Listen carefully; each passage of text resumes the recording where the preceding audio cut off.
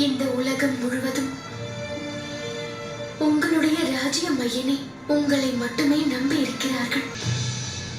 வடக்கை நோக்கி மதுபுரி என்னும் நகரம் இருக்கிறது. லவணாசுரன் இங்கு அதர்ம ராஜ்யத்தை புரிகிறான். அதன் அருகே இருக்கும் கோசலை ராஜ்யத்தின் எல்லைப்புறத்தை தாக்கியிருக்கிறான். அங்குள்ள வனவாசிகளை கொள்கிறான்.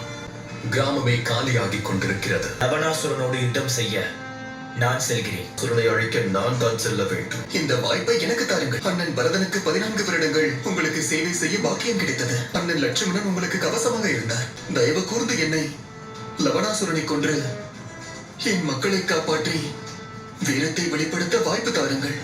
சரி சத்ருகனா, படையெடுக்க தயாராக இரு. மதுபுரி மக்களுக்கு ஒரு புதிய அரசன் தேவைப்படும். அந்த அசுரனை வதம் செய்வதில் நீ வெற்றி பெறுவாய்.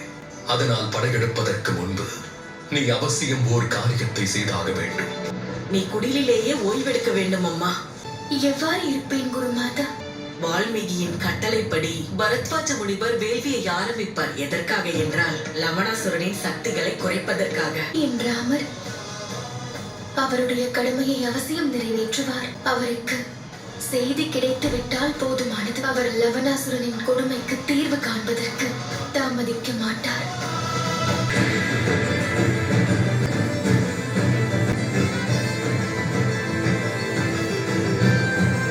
இன்றிலிருந்து சத்ருகனன் மதுபுரியின் அரசன். இந்த அப்பகுதியை காக்க வேண்டியது உன்னுடைய கடமை.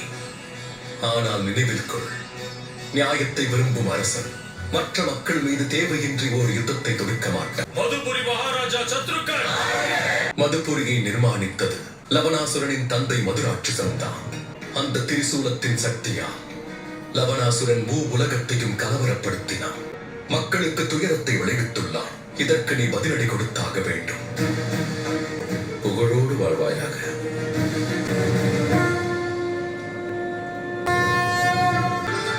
இந்த ஆயுதத்தை அகத்திய முனிவர் அழித்தார். நாராயணன் மது கைடவனை இந்த ஆயுதத்தால் தான் வதம் செய்தார். இன்று இந்த ஆயுதத்தை உன்னிடம் ஒப்படைக்கிறேன் சத்ருகனா. ஆயுதத்தை வைத்து லவணாசுரனை வதம் செய்.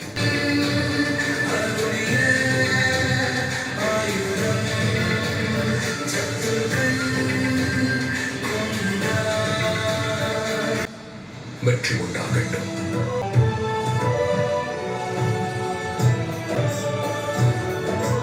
மதுபுரிக்கு அருகே மிதிலை என்ற ஒரு சிறிய எல்லை உள்ளது. ஒருவேளை இந்த யுத்தத்தில் ஏதேனும் தேவை ஏற்பட்டால் எங்கள் அப்பாவிடம் சென்று உதவி கேட்பதற்கு நீங்கள் தயங்க வேண்டாம். ஓம் எம்பெருமானே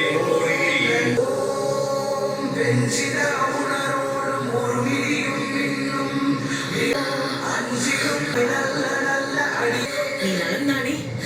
எனக்கு பிரசவ வலி ஆரம்பித்தது போல் இருக்கிறது. சீக்கிரம் குடிலுக்கு அழைத்து செல்ல ஏற்பாடு செய்யுங்கள். ராமா, ராமா.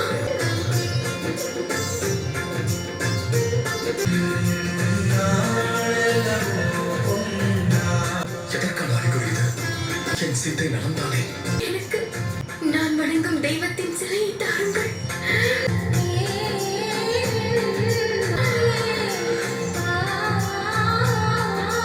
என் சீதைக்கு துணை புரியுங்கள். எதுவும் ஆகாத சீதா. ராமா, ராமா. இன்னும் நீங்கள் பாதுகாப்போடுதான் உள்ளீர்களா? உங்களுடைய வேள்வி எங்களை உள்ளே வர தடுக்கிறது. அதனால் உங்கள் எல்லோரையும் வெளியில் வர வைத்து விடுகிறேன். மூச்சுவிட முடியாமல் எல்லோரும் வெளியே வரத்தான் வேண்டும்.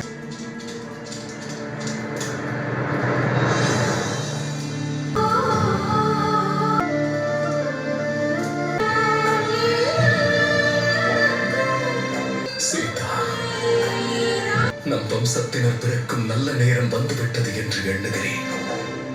எம்பெருமானே, சீதை மீதும் எனக்கு பிறக்கப் போகும் குழந்தை மீதும் உங்கள் கருணை என்றும் பொழியட்டும்.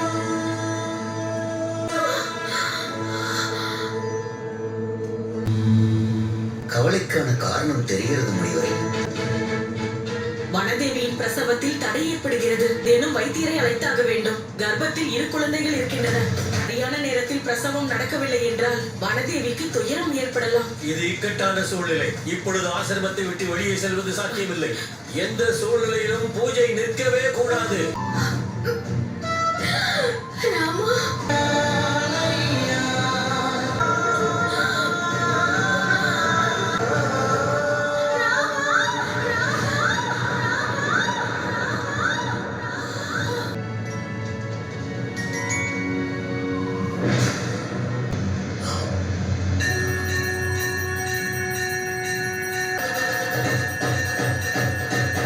இவ்வாறு நடக்க வாய்ப்பில்லை.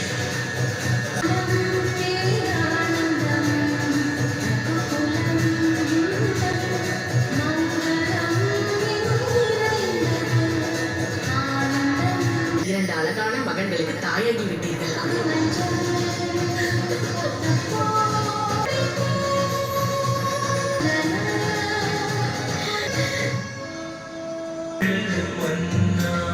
பேசும் சித்திரங்கள் பிள்ளை கணியம் ஆனந்தம் ஆனந்தம் சின்னஞ்சிறு முள் கண்ணீரும் அமுதம் தாலேலோ தாலே தாய்.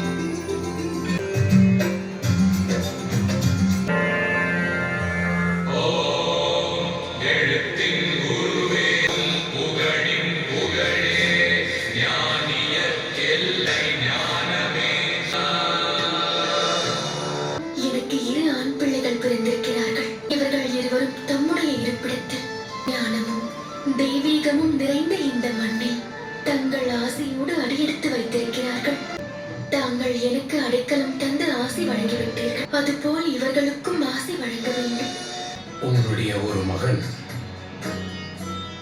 இந்த அருகம்புல்லின் அடிப்பகுதியை போல் உறுதியுடனும் வலிமையுடனும் விளங்கப் போகிறான். ஆகையால் இவனுக்கு லவன் எனும் பெயரை வைக்கிறேன். அதோடு இவன் இந்த அருகம்புல்லின் மேற்பகுதியை போல் உள்ளவன். குசன் எந்த ஒரு காரியத்தையும் அறிவாற்றலோடு பார்க்கக்கூடியவன். அதனால் இவனுக்கு குசன் என்ற பெயரை வைக்கின்றேன்.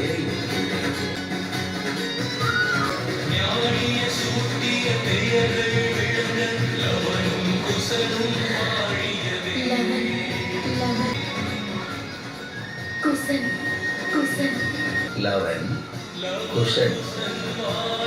உன்னுடைய 2 மகன்களும் வீரத்திலும் விவேகத்திலும் சிறந்து விளங்குவார்கள். இவர்கள் புகழையும் நாளைய உலகம் புகழ்ந்து பேசும். நீ மனதில் வழிபடக்கூடிய உன்னுடைய மணாளனிடம் உன்னை மீண்டும் கொண்டு சேர்ப்பார்கள். உன்னுடைய 2 பிள்ளைகளும் உங்கள் குலப்பெருமையை இந்த உலகறிய செய்வார்கள். தியாகமும் தந்தையின் தைரியமும் அறுவழியில் பயணிக்க இவர்களுக்கு உதவி செய்யும். நடப்பதெல்லாம் நன்மையே